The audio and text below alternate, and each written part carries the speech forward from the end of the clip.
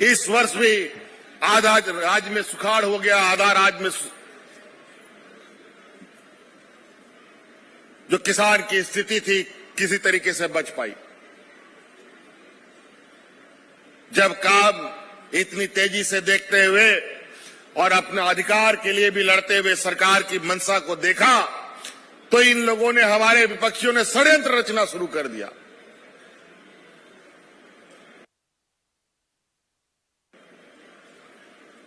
तरह तरह के अफवाहें, तरह तरह के झूठे आरोप, लांछन,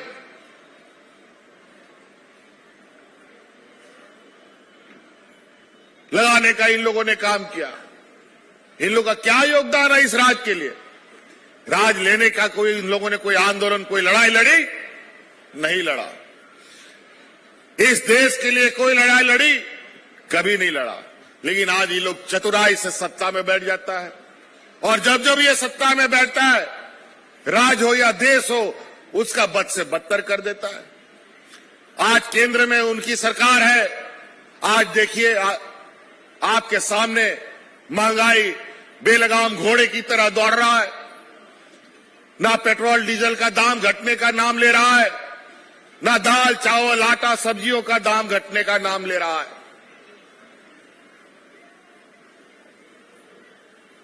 और मुफ्त में जो सिलेंडर इन लोगों ने बांटा था, वो सिलेंडर बेचारा जिसको मिला वो दोबारा भरने का औकात नहीं रख रहा है। बेचारा उस सिलेंडर को किनारे घर में कोना में रख दिया, उसके ऊपर एगो खांचा रख करके उसमें उल्टे सीधे सामान रख करके उसको कूड़ादान बना दिया। ये स्थिति है गैस सिलेंडर का। और अभी जब जहां जहां चुनाव हो रहा है, वह जिस तरीके से 15 लाख आपके खाते में आएंगे, आपके जेब में आएंगे, आपका बक्सा में आ जाएगा, बोल बोल करके लोगों को ठगा।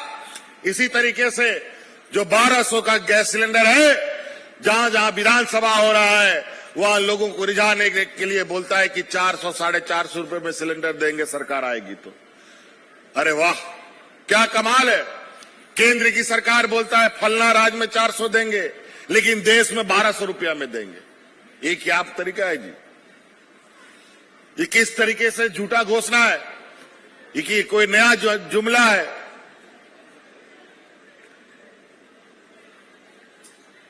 क्या कीजिएगा? इन लोगों का स्कूल ही उसी तरीके का है। उनके स्कूलों में झूठ ही और झूठ, कितना मजबूती से झूठ बोल पाओ, इसी की ट्रेनिंग इनको होती है। और इनको लगता है कि एक झूठ को 100 बार बोलो तो गरीब, गुरुआ, आदिवासी, दलित, पिछड़ा लोग सच मानने लगता है। और है भी, क्योंकि बेचारा हमारा आदिवासी, दलित, पिछड़ा दुनिया के बारे में बहुत कम जानता है कि दुनिया में ठग और पॉकेटमार लोग किस तरीके से, और दलाल बिचौलिया लोग का आज के दिन में चांदी हुआ पड़ा है।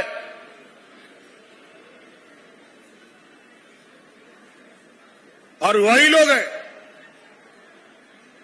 झूठों का पूरा कुनबा, पूरा देश में झूठ फैलाओ और भावनात्मक चाल चल करके, हिंदू मुस्लिम करके, जात धर्म करके, अगड़ा पिछड़ा करके, आदिवासी गैर आदिवासी, हिंदू मुस्लिम, यही करके सबको लड़वा दो।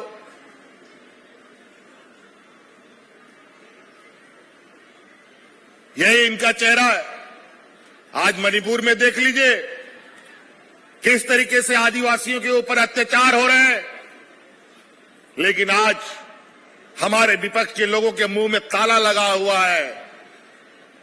वो कौन ताला होता है? सबसे मजबूत ताला, लिंक का कि गोदरेज का, वही ताला लग गया है। मुंह नहीं खुलता है। हमारे जवान शहीद हो जाते हैं, लेकिन ये लोग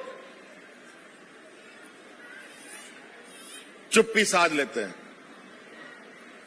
और यहां झारखंड से बड़े पैमाने पर मजदूरों को भर भर के ले जाकर के किसी को लेह लद्दाख में मरवा देता है, किसी को टनल में जाके मरवा देता है, किसी को भारत की बड़ी बड़ी योजनाओं में लगा करके जान जोखिम में डलवा देता है। आज भी 15 हम लोग के मजदूर उत्तराखंड के टनल में फंसे हुए हैं, 15 दिनों से निकल नहीं पाया है। विदेशों से एक्सपर्ट बुलाया जा रहा है, अभी भी कुछ पता नहीं चल पा रहा है निकल पाएगा कि नहीं निकल पाएगा। ये लोग काम तो करता है, लेकिन उसका जोखिम गरीब, मजदूर, किसान, आदिवासी, दलित को झेलना पड़ता है। आज पूरा उत्तराखंड को चूहों की तरह कुतर दिया इन लोगों ने। आज पूरा उत्तराखंड कभी ये पहाड़ धंस जा रहा है, कभी वो पहाड़ धंस जा रहा है।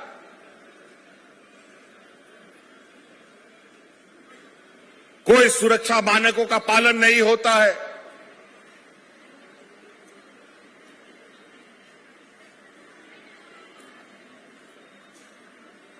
और ये लोग बड़े पैमाने पर इन जोखिम भरे कामों में ऐसे गरीब पिछड़े राज्यों से मजदूरों को ढो ढो कर ले जाते हैं, और वहीं पर इन लोग को कुछ भी हो जाए परवाह क्या, चलो बलि चढ़ गया।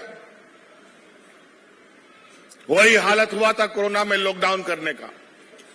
लॉकडाउन तो कर दिया, लेकिन वो मंजर भारत के इतिहास में काले अध्याय के रूप में लिखा जाएगा। इस कोरोना के लॉकडाउन ने महिलाओं को सड़क में बच्चा पैदा करने के लिए, जन्म देने के लिए मजबूर कराया। लोगों को चलते चलते दम तोड़ जाने चली गई, ट्रेनों में लोग कट के मर गए, लेकिन सरकार के कान में जूं तक नहीं रहेगा।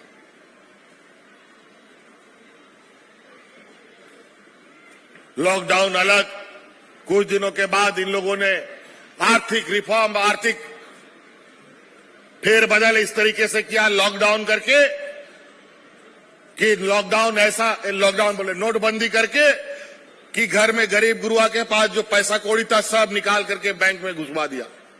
सब लोग लाइन में लग गया, लेकिन नतीजा क्या हुआ? 2000 नोट छापने के बाद भ्रष्टाचार क्या घटा? अगर भ्रष्टाचार घटा तो 2000 नोट को दोबारा तुम लोगों ने बंद क्यों किया?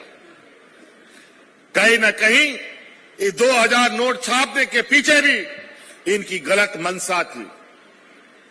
इनके अपने व्यापारी मित्रों को फायदे पहुंचाने का एक बृहत योजना था।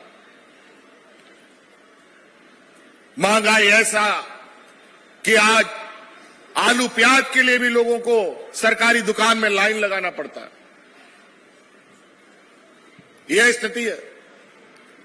इस देश के लोगों को तो लाइन में ही लगवा के खत्म कर दिया इनका पूरा जिंदगी। गरीब और करेगा क्या? इसीलिए सही और गलत को पहचानने के लिए 5 साल में एक बार आपको मौका मिलता है, लोकसभा और विधानसभा में। इस देश के अंदर आदिवासी दलित जो रिजर्व सीट है, लगभग 131 सीट है लोकसभा में। अगर इस देश का आदिवासी दलित एक हो जाए, अल्पसंख्यक एक हो जाए, तो भारत सरकार इस देश के आदिवासी दलित पिछड़ों की सरकार बनेगी, ना कि इन पैमानों की सरकार।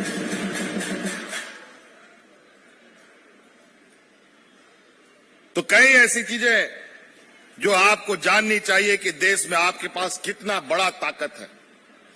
लेकिन कुछ लोग बड़े चतुराई से हमारे लोगों को बहला फुसलाकर चुनाव के समय अपना फायदा तो कर लेते हैं, लेकिन सरकार में आने के बाद फिर वो किस गुफा में चले जाते हैं, खोजने से भी नहीं मिलता। हम लोग तो ये आपके योजनाओं को देखने आए हैं कि इस योजना में लोग आ रहे हैं कि नहीं आ रहे हैं, कर्मचारी लोगों को सहयोग कर रहे हैं कि नहीं कर रहे हैं। लेकिन जिस तरीके से हम लोगों ने 2 चरण की सफलतापूर्वक कार्यक्रम को पूरा किया है, इसी आशा उम्मीद के साथ कि ये तीसरा चरण भी एक इस राज्य के लिए मील का पत्थर साबित होगा और आप सबके सहयोग से, कर्मचारियों के सहयोग से ये तीसरा चरण को भी हम लोग सफलतापूर्वक पूरा करेंगे। कभी आप लोगों ने सोचा था सपने में कि पदाधिकारी आपके गांव में जाएगा, आपके पंचायत में जाएगा? कोई नहीं सोचता था। लेकिन आज उस सोच में बदलाव है और उसी का नतीजा है कि आज पदाधिकारी आपके दरवाजे पर है। हमने पहले भी कहा था, सरकार ये अंधी बहरी गूंगी सरकार नहीं है। इस सरकार के आंख नाक कान भी है, संवेदनशीलता भी है और आज उसी का परिणाम है कि आज इस राज्य में लगभग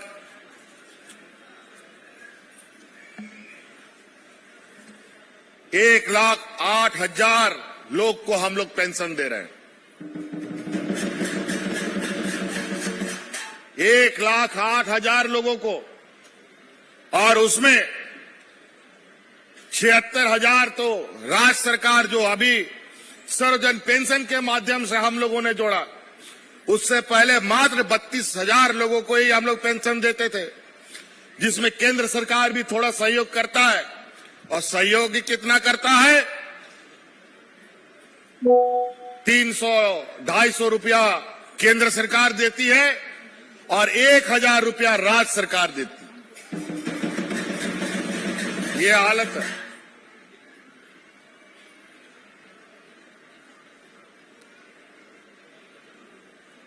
तो आज इन शिविरों के माध्यम से आज रोजगार का भी, नौकरियां भी, नियुक्तियां भी बहुत तेजी से निकल रहा है।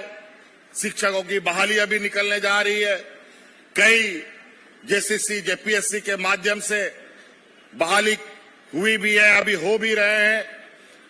अभी कुछ डॉक्टरों की भी हम लोगों ने नियुक्ति किया है, अभी उनको भी नियुक्ति पत्र देना है अभी कुछ दिनों में। तो हमारे पढ़े लिखे नौजवानों के लिए नियुक्ति की लाइन लगी हुई है। जो पढ़े लिखे हैं वो नौकरियों में जाएंगे, जो कम पढ़े लिखे हैं, नहीं पढ़े लिखे हैं, उसके लिए भी हम लोगों ने मुख्यमंत्री रोजगार सृजन योजना हम लोगों ने बनाया है। किसानों के लिए बिरसा हरित ग्राम योजना बनाया है। फूलो झानो आशीर्वाद योजना महिलाओं के लिए बनाया है। और हमारे होनहार बच्चे जो उच्च शिक्षा के लिए विदेशों में भी जाना चाहते हैं, उन बच्चों के लिए भी मरांग गोंके स्कॉलरशिप हम लोग चला रहे हैं, जिसके माध्यम से विदेश में हमारे बच्चे पढ़ने जा रहे हैं। और मुझे जो जानकारी मिली है कि साहिबगंज का भी एक लड़का विदेश गया था पढ़कर, वो पढ़ के वापस आया है और शायद यहां भी उनको बुलाया गया है। कई बच्चे तो विदेश में ही नौकरी पा लिया है। इसीलिए हमारे अपने बच्चों को पढ़ाई के प्रति भी आप लोगों को कोई कसर नहीं छोड़ना है। हर हाल में बच्चों को पढ़ाइए। अभी हम लोग गुरुजी क्रेडिट कार्ड हम लोग दे रहे हैं 10वीं पास से ऊपर के बच्चों को, कि जब उसकी 12वीं पढ़ाई पूरी हो जाएगी और आगे जब इंजीनियर, डॉक्टर, वकील और कोई भी बढ़िया डिग्री करना चाहता है, उस डिग्री के लिए और उस डिग्री को प्राप्त करने के लिए जो पढ़ाई का खर्चा है, उसके लिए जो आर्थिक सहायता होगी, सरकार उसको पूरा खर्चा देगी। उतना 4 साल आज के दिन में मेडिकल की पढ़ाई बहुत महंगा हो गया, इंजीनियर की पढ़ाई बहुत महंगाई होती है। गरीब, आदिवासी, दलित, पिछड़ा का बच्चा कहां पढ़ पाता है बेचारा। वो स्थानीय डिग्री कॉलेज में अगर ग्रेजुएट हो जाए, यही बहुत बड़ी बात है। लेकिन हम लोग इसके ऊपर आगे सोचकर आगे चल रहे हैं कि डिग्री तो डिग्री, बल्कि क्वालिटी एजुकेशन भी बच्चों को मिले। इसीलिए हम लोगों ने गुरुजी क्रेडिट कार्ड के फॉर्म का भी स्टॉल यहां लगाया है। 12वीं पास के बाद आपको 4 लाख, 5 लाख, 10 लाख जो भी सहायता राशि चाहिए सरकार आपको उपलब्ध कराएगी और कोई गारंटी की जरूरत नहीं है, उसमें आपको कोई गारंटर की जरूरत नहीं है, सरकार आपका गारंटर बनेगा। और ऐसा नहीं है कि कल पैसा मिलेगा तो परसों से आपको सरकार को देना है। जब तक आपका पढ़ाई का कोर्स का साल होगा, 4 साल हो या 5 साल का कोर्स होगा, अगर 4 साल का कोर्स है तो 5 साल तक आपको पैसा नहीं देना होगा, 6ठा साल के बाद थोड़ा थोड़ा करके सरकार को पैसा वापस, जब आपको नौकरी मिल जाएगा। तो इस तरीके से कई सारी चीजें मैं भूल जा रहा हूं और अचानक याद आ रही है तो आपको बता रहा हूं। लेकिन आप इस शिविरों में आइए, सभी बातें लिखी हुई है कि सरकार आपके लिए क्या क्या कर रही है। ये सरकार इस राज्य के मूलवासी आदिवासियों की सरकार है। यहां के आदिवासी, दलित, मजदूर, किसान तबके के लोगों की सरकार है। आपके तकलीफों के बारे में हमें भली भांति जानकारी प्राप्त है। आज आपके साथ साथ हमारे सरकारी कर्मचारियों को भी विगत 20 वर्षों तक हमारे कर्मचारियों को यह बात सिखाया ही नहीं गया, आखिर सरकारी नौकरी या लोगों को मिलता क्यों है। सरकारी नौकरी राज्य की जनता की सेवा के लिए दी जाती है, लेकिन यहां के पूर्व की सरकारों ने यह बात कभी भी कर्मचारियों को नहीं बताया, बल्कि ये लोग कर्मचारियों का भी शोषण करते थे। इनका भी जमा पूंजी पेंशन का पैसा भी हड़पने का एन केन प्रकार चलता था। आज हम लोगों ने सरकार को भी, सरकार के कर्मचारियों को भी, सरकार के पदाधिकारियों को भी यह बताया है। रांची में बैठे पदाधिकारी आप बाबरची के भूमिका में हैं और जिला में बैठे हुए पदाधिकारी आप होटल का वेटर के बराबर के रूप में हैं। यहां खाना बनेगा, खाना गरीबों को परोस कर देने का काम सरकारी कर्मचारियों का है।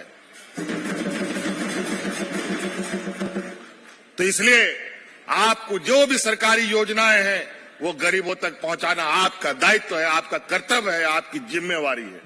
उसी के लिए तनख्वाह सरकार देती है। और आज कर्मचारियों का भी मनोबल बढ़ाते हुए, उनका पुराना पेंशन स्कीम लागू करते हुए उनको भी उत्साहवर्धक बनाया है हम लोगों ने। और आज वही कर्मचारी आज जो कभी गांव नहीं गया, आज वो गांव गांव जाकर के आपके बीच में खड़ा है।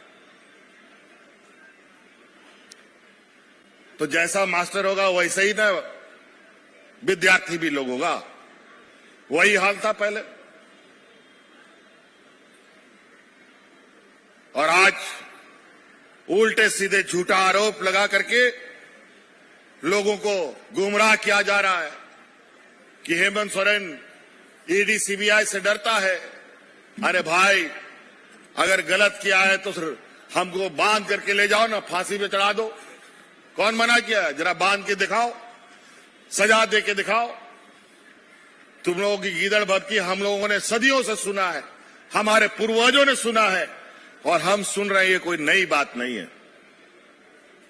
आप लोगों से भी निपटना हमें आता है। समय आने दीजिए, इसका जवाब सरकार भी देगी और इस राज्य की 3.25 करोड़ जनता भी देगी। 23 साल बुजुर्गों को आप लोगों ने रुलाया है, 23 साल इस राज्य के विधवाओं को रुलाया है, 23 साल इस राज्य के विकलांगों को रुलाया है, गरीबों का शोषण किया है। उनके आंसू पोंछने के बजाय उन पर कोड़े बरसाने का काम किया है। आज ये सरकार आंसू भी पोंछती है और सुख दुख में यहां के गरीबों के साथ हमेशा कोई सरकार के रूप में हो, कर्मचारी के रूप में खड़ा रहता है। तो इसलिए और बहुत ज्यादा नहीं कहते हुए अभी और भी आगे जाना है। अचानक शाम हो जाती है, आजकल ठंड का समय भी है, आप लोग को और भी कार्यक्रम है। जितने भी यहाँ आए हुए जहां तीन आप सौर सेटर कान गोबा बोया मिश्रा को आप हड़पन को थोड़ा गान दिशा दो पे नोआ शिविर ले लगाओ का आय मा हॉर नेतार ब्लॉक होक बाको सेनकाना आए आय मा हॉर वीडियो सीओ बाको बढ़ाए को आ चेल का कमी चेल का बांग कमी हुई आ ओना हो मोते बाको बढ़ाया ओना ते आतु अतुरे नोआ शिविर लगा कांता बोना और ओंडे हॉर को जड़वा करना पदाधिकारियों को सटेर करना आपे पदाधिकारियों को कुली को पे आय मा योजना आपे लगी मुख्यमंत्री रोजगार सृजन योजना ले चालू का बिरसा हरित ग्राम योजना ले चालू का पशुधन योजना ले चालू का सावित्री बाई फूले आबोरन कुड़ी गिदर को मौत को पढ़ाओ आलो को बगिया मां लगी उना योजना ले चालू का उना को चिटकाते कुंजामा पेंशन को जाहौड़ को बचाओ करना उनको सनाम सनोप पे आदो उना पहल ब्लॉक ऑफिस से हुई कांता है आप जिला पे सनो कांता है तौरों का भी बांग हुई कांता है नित तो कम से कम पंचायत तो पे जरवा दाड़े गया और आप निया बार सनाम दरखास्त ऑनलाइन व्यवस्था थे आपे पे न्यल दाड़िया कि आप दरखास्त जे आपे पे एम का ओना कार्य फसाओ करना जाल का ओना तड़ाम जहां जहां टेबल रे सटेरो ओना रे आप मोबाइल ते पे न्यल दाड़िया आप मोबाइल रे मैसेज सटेरो कि आप जो दरखास्त है लेना ओना नोंडे सटेरे का नोआ कामी हुई ना आपे नोआ नोंडे सटेरो पे हांडे सटेरो पे आप कागज बनाओ ना से बांग बनाओ का ना सनाम जानकारी पे जाम दाड़े तो इसलिए निया के मैन कहते कथा मुझे दा अड़ी सराव आरोमी दाओ एक बार फिर से आप सबको मेरी ओर से बहुत बहुत धन्यवाद सबको जोहार।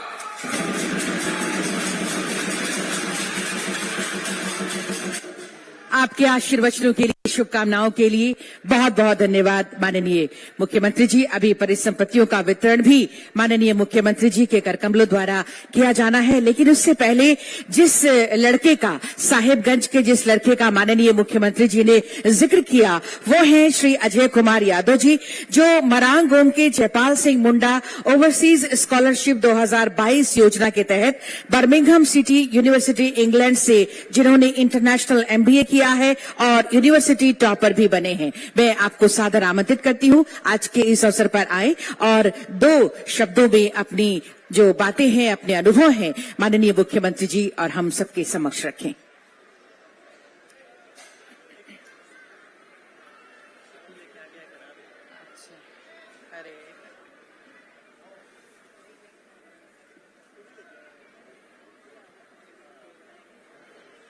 सम्मानित भी कर रहे हैं माननीय मुख्यमंत्री जी की सोच परिकल्पना को जिन्होंने साकार किया है कि जोरदार तालियां उच्च शिक्षा के प्रति हमारे बच्चे आगे आए और इसी सपना को साकार किया है। बहुत बहुत धन्यवाद माननीय मुख्यमंत्री जी का। और अब सादर निवेदन परिसंपत्तियों के वितरण के लिए। आज आपको बता दें कुल 10,573 लाभुकों के बीच कुल 147 करोड़ 94 लाख 80 हजार रुपए राशि की परिसंपत्तियों का वितरण किया जाना है। इस समय सादर अनुरोध माननीय मुख्यमंत्री जी से सांकेतिक रूप से कुछ के बीच परिसंपत्तियों के वितरण करने की कृपा करेंगे। साथ ही साथ मंचासीन सभी हमारे गणमान्य अतिथियों से सादर आग्रह आपके सहयोग के लिए। तालियों जोरदार हो परिसंपत्तियों के वितरण के लिए। सबसे पहले चिकित्सा पदाधिकारी के पद पर नियुक्ति हेतु डॉक्टर स्नेहा श्रुति। तालियां आपकी ओर से हो चिकित्सा पदाधिकारी पद के लिए डॉक्टर स्नेहा श्रुति।